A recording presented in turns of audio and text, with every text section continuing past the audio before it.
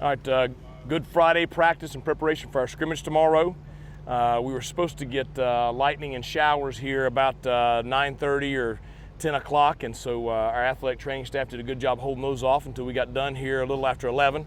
But we were able to get a lot of good work in. Last half of practice was a lot of late game situations.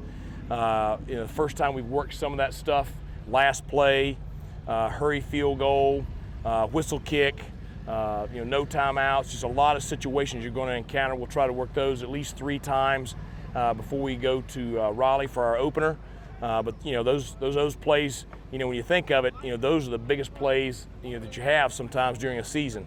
We've been able to be very successful in late game situations historically because we've spent a lot of time working on those, and so it was good to get those on film today, and we can study those.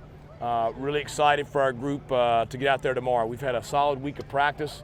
And where we've come since August 1 till right now, we've made great strides. But we want to see it on the field tomorrow in a game situation. You guys look like you wrapped up practice with the victory formation. So victory formation.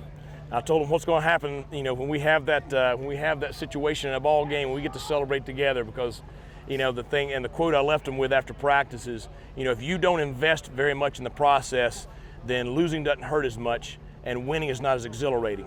Right now, they're working their tails off, and that hard work is going to pay off. And when that time comes for us to, kneel in that victory formation and get triple zeros on the clock, that's going to be, a special moment, whenever we achieve our first win together. You should be pretty far along in the installation right now. Yeah, coming into tomorrow. We're fully installed offensively and defensively as far as base game plan. Anything from here on will be, individual opponent game plan adjustments.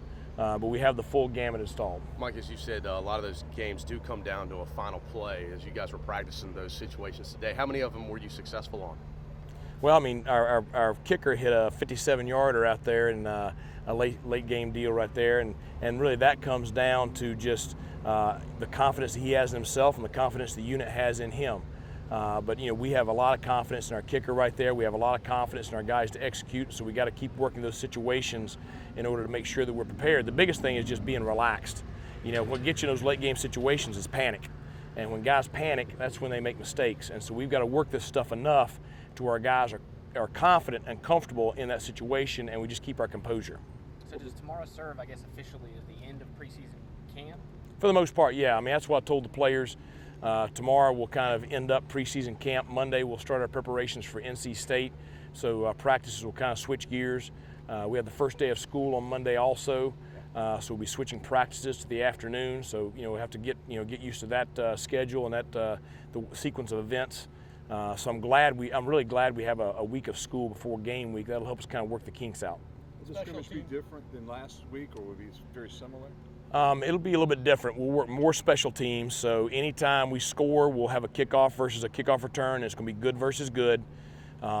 Same thing with punt. We're going to have some, last minutes of a half, last minutes of a game situation. So we'll work our 2-minute offense, 2-minute defense. We're going to simulate overtime. And we're going to work as many of those situations that we just worked on right there live with officials tomorrow as well. Okay. Yep. You talked about Verity and Young on punter, but who are you guys working on kickoffs right now as far as kickoff specialists? Well, I think we got some, we got some options, but right now we're going to start with Jake. With Pat, we'd like to try to redshirt him this year, but you do have the 4-game rule, so we're going to try to use him wisely throughout the season to try to, make sure that we're smart with Jake's leg. But right now, Jake's going to handle kickoffs and field goals.